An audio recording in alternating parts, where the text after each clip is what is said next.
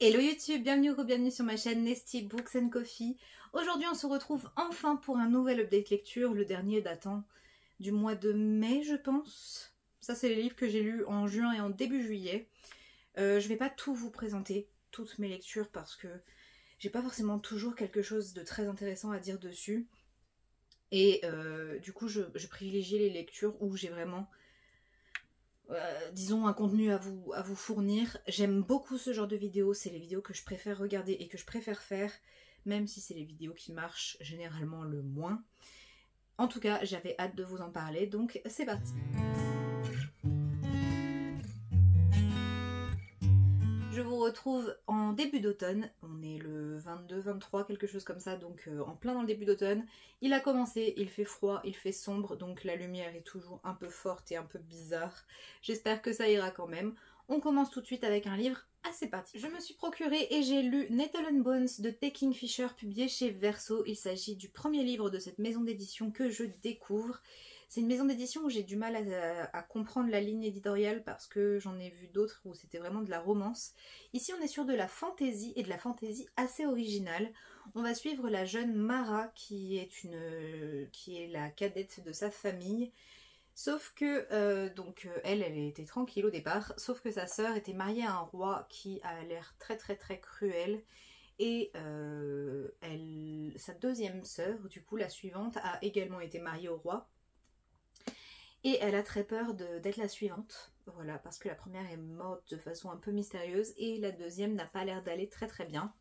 C'est un livre que j'ai trouvé très original parce que du coup Mara va partir dans une quête pour empêcher que ça soit son tour et que sa sœur perde la vie. Elle va partir dans une quête avec des compagnons de route très très originaux. On a vraiment un panel de personnages que j'ai trouvé super intéressant et c'est d'ailleurs ce que j'ai préféré. On est sur un livre avec des personnages qui changent, on n'est pas sur... on n'a pas de très gros clichés de fantasy, on est vraiment sur une équipe de joyeux lurons qui partent dans leur aventure. Et en même temps, c'est assez particulier parce que je trouve ça original, parfois un peu drôle même, un peu humoristique et en même temps très très sombre parce qu'on aborde des sujets compliqués, parce que Mara, elle fait des choses... pas toujours très très bien et qu'elle a des choix difficiles à faire et j'ai trouvé que c'était vraiment très très chouette. La plume se lit toute seule, comme je vous dis, c'est assez original, c'est assez humoristique par moments, donc on se laisse très très vite porter. C'est un one shot, voilà, on a un one shot de fantasy, c'est pas courant. C'était une très très bonne lecture, j'espère en lire d'autres. Il me semble qu'un livre de l'autrice va bientôt paraître, 2 livres, un plutôt jeunesse et un plutôt adulte. Je pense que je lirai les deux, voilà, parce que j'ai vraiment beaucoup aimé ce premier essai avec cette autrice. C'est un livre qui a gagné le prix Hugo du meilleur roman de 2023. Prix Hugo que j'essaye de suivre un petit peu parce que souvent c'est quand même des livres qui m'attirent. Il me semble que Babel de R.F. Kuang avait gagné le prix Hugo. Donc voilà, j'essaye de suivre un petit peu parce que c'est quand même un prix qui a l'air prestigieux et je comprends pourquoi il est accordé à ces romans-là. J'ai lu les correspondances entre Grand Corps Malade et Ben Mazué, c'est publié au Livre de Poche. On est donc sur une correspondance, donc un récit réel. On n'est pas du tout sur de la fiction. C'est des lettres que les deux artistes se sont échangées entre février 2021 et juin 2022, il me semble. Et on va les suivre dans leur évolution, dans leur réflexion sur... alors en 2021, il y avait encore le Covid, donc les artistes ne pouvaient pas toujours donner de concerts, ils ne pouvaient pas rencontrer leurs fans.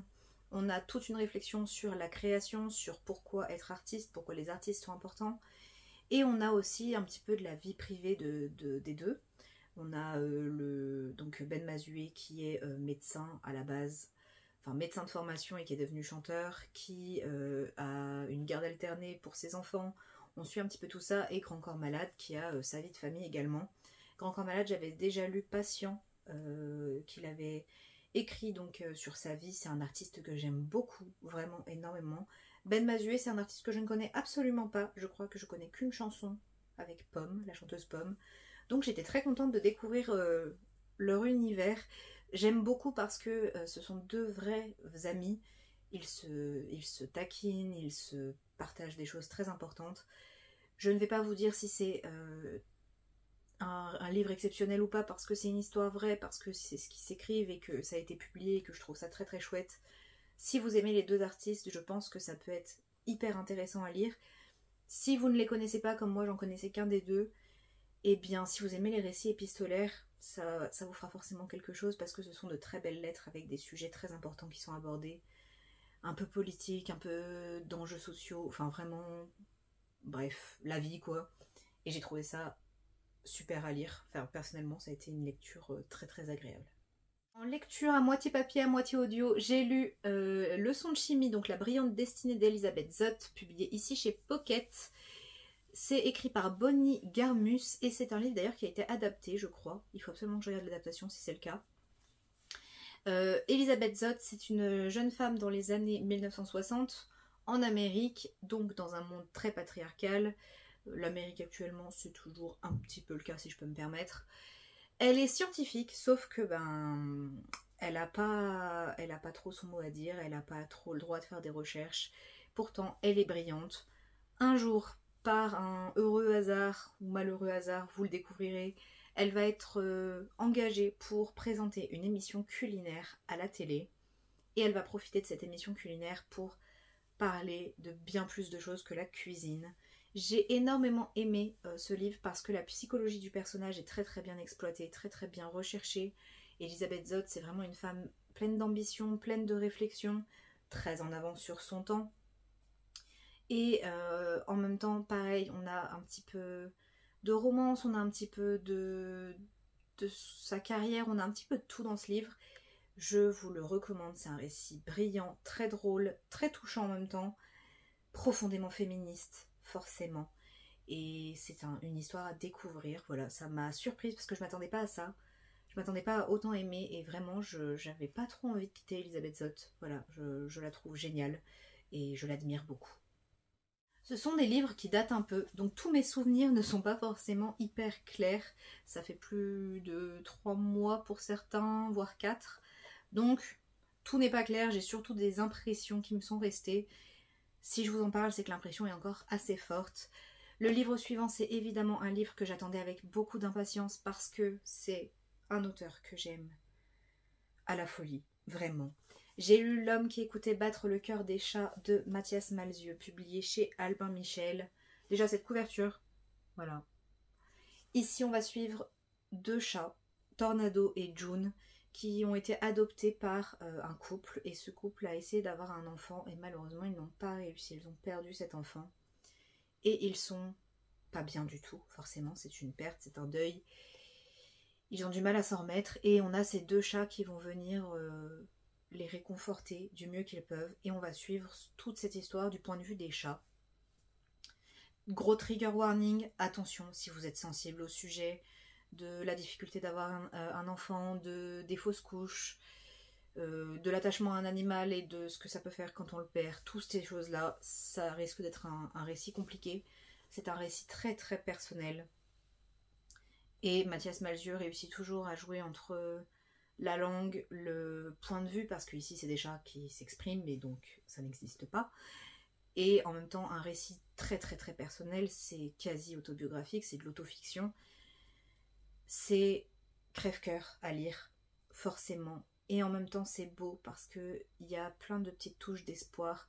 C'est aussi un peu poétique, un peu facétieux. Il joue vraiment avec les mots, il fait beaucoup de jeux de mots, beaucoup de jeux de langue. Ça peut être parfois compliqué, je pense, de rentrer dans l'univers de Mathias Malzieu. Et je vous conseille pas forcément celui-là pour rentrer dans son univers. Je vous conseillerais La mécanique du cœur, toujours, je crois. Mais c'est un univers particulier, mais qui me plaît et dans lequel j'aime me plonger et que je trouve très réconfortant. Ici, j'ai parfois eu un petit peu de mal parce que on suit 2 chats et que ils sont pas toujours comment dire, j'ai pas réussi à me plonger à 100% dans la psychologie des personnages parce qu'on passe par des chats, mais j'ai trouvé quand même que c'était très très beau et de toute façon c'est une histoire qui parlera à énormément de monde, je pense, malheureusement. Et c'est Mathias Malzieu, voilà. Il me semble qu'il a commencé une tournée de lecture public. Franchement, je me tâte, ça m'intrigue. J'aimerais beaucoup le rencontrer et l'écouter. Voilà.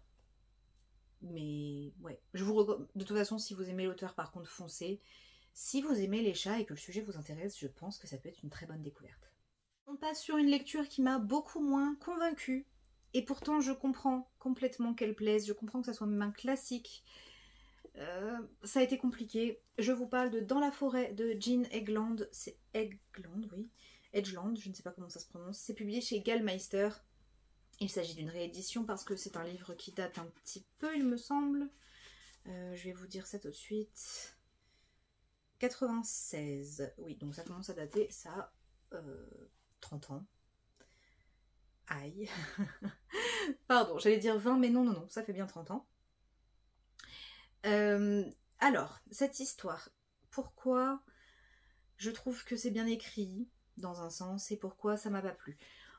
On est sur une dystopie, on est dans un univers où le monde, on s'approche de la fin de notre civilisation telle qu'on la connaît. Plus d'électricité, plus de gouvernement, ça part un petit peu en vrille. Et on va suivre deux sœurs qui se retrouvent à vivre dans la forêt toutes seules et à essayer de survivre coûte que coûte dans ce monde compliqué qu'elles ne s'attendaient pas à devoir affronter. On a donc une des sœurs qu'on va suivre vraiment, on est dans sa tête il me semble, c'est Nell. Voilà, c'est une jeune femme qui est passionnée de lecture. Et on a Eva qui est passionnée de danse, mais qui dit danse dit musique souvent. Et dans ce monde-là, eh bien, il n'y a plus d'électricité, donc compliqué de danser. Ces deux sœurs ont un rapport qui est très très conflictuel entre elles. Elles s'entendent pas bien du tout.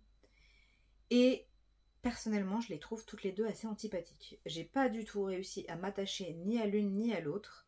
J'ai compris leurs choix, j'ai compris leurs différends, je sais pourquoi elles sont comme ça et je ne peux pas me mettre à leur place parce qu'elles sont dans un univers vraiment très très compliqué. Mais par moments, j'avais un petit peu envie de les secouer. Et je ne vais pas trop en dire parce que ça serait un gros spoil.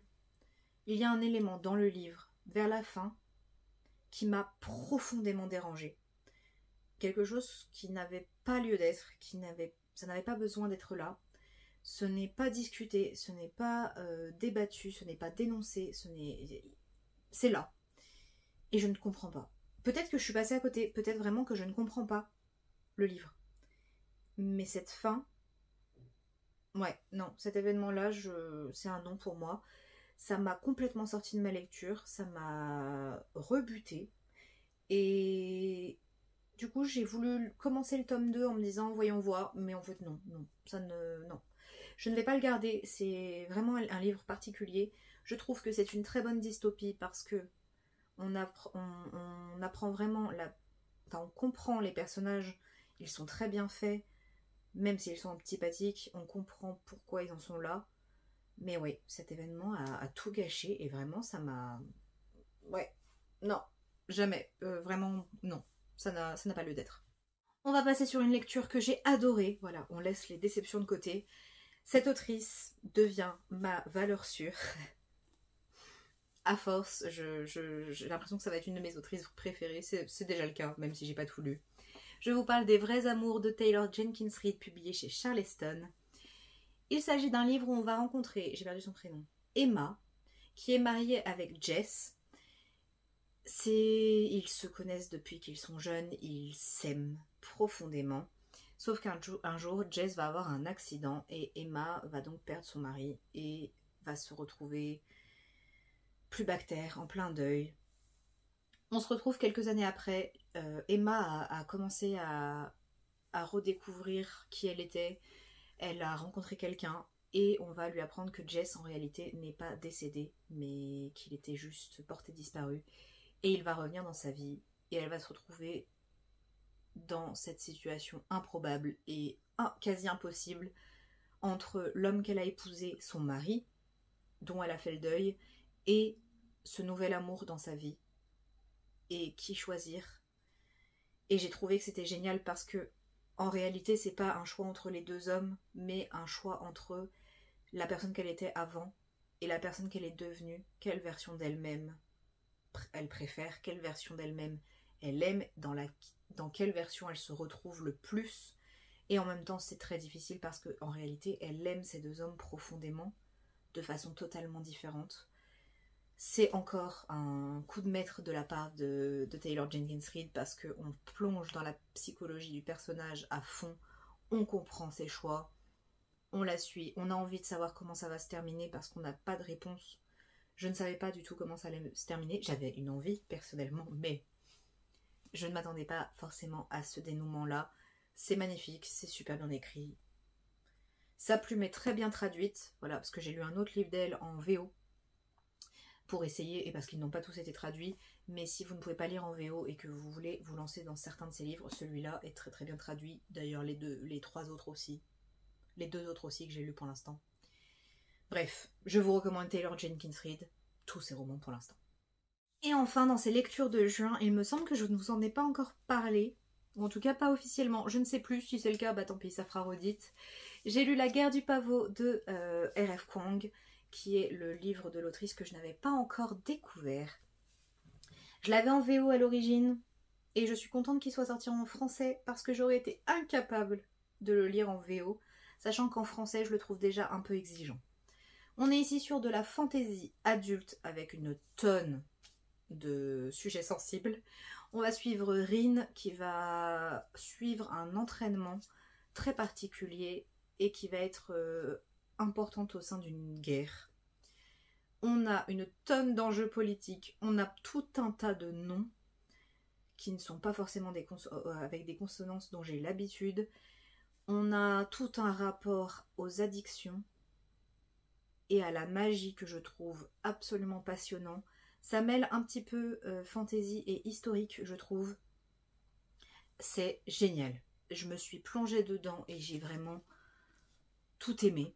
En plus, il est illustré. Mais le personnage de Rin est hyper complexe, hyper bien fait. Elle a de très grosses parts d'ombre. Elle fait des choix qui sont parfois très compliqués. Dont la fin. La fin, je ne vous dis rien, mais voilà, c'était magistral. J'attends la suite avec très très grande impatience. J'ai pas grand chose à vous en dire parce que je ne saurais pas quoi vous dire. C'est vraiment ce récit initiatique d'une jeune fille qui part de rien, qui n'était pas promise à ce genre de destin et qui va se retrouver au cœur d'un conflit qui la dépasse complètement et incroyable. Sa relation avec les autres personnages est très intéressante aussi. Parfois un peu sur le fil, c'est pas toujours positif, mais tout est en nuance dans ce livre, tout est gris, et je trouve ça génial. C'est vraiment ce que j'aime dans la fantasy R.F. Kuang, de toute façon je ne suis jamais déçue. Pour l'instant ce n'est pas au niveau de Yellowface ou de Babel pour moi. Par contre si vous aimez vraiment la fantasy, les combats, des personnages gris, vous allez vous éclater dans ce genre d'histoire. Ça se passe dans, je suppose, ça se passe en Chine. C'est pas dit, si c'est dit, pas vraiment. Mais c'est sublime, c'est ouais, de la très très grande fantaisie. Je pense que mon avis sur La guerre du pavot n'était absolument pas clair. D'ailleurs c'est publié chez Deux Saxus, si jamais je ne l'ai pas dit. Je ne peux que vous le recommander en fait. Je ne sais pas quoi vous dire de plus sur ce livre. J'ai hâte d'avoir la suite. Voilà, c'est prévu pour bientôt normalement, donc on prend son mal en patience, on attend, mais vraiment foncez. Et voilà YouTube, c'en est tout pour ce petit update, quoique pas trop si petit que ça. J'espère que cette vidéo vous aura plu. N'hésitez pas vous à me dire ce que vous avez lu cet été parce que effectivement c'est des lectures que j'ai fait en juin et en juillet, donc ça commence à remonter un petit peu. N'hésitez pas à me dire également si ces livres vous tentent ou si vous les avez déjà lus. J'adore échanger avec vous en commentaire. Si vous êtes arrivé jusqu'ici, vous pouvez mettre une petite citrouille, voilà. Je saurais que vous êtes arrivé jusqu'ici et puis on rend hommage à l'automne qui est enfin là. N'hésitez pas à liker, à vous abonner également. Ça me fait toujours super plaisir. Moi je vous dis à très bientôt dans une prochaine vidéo et d'ici là, prenez soin de vous. Bye!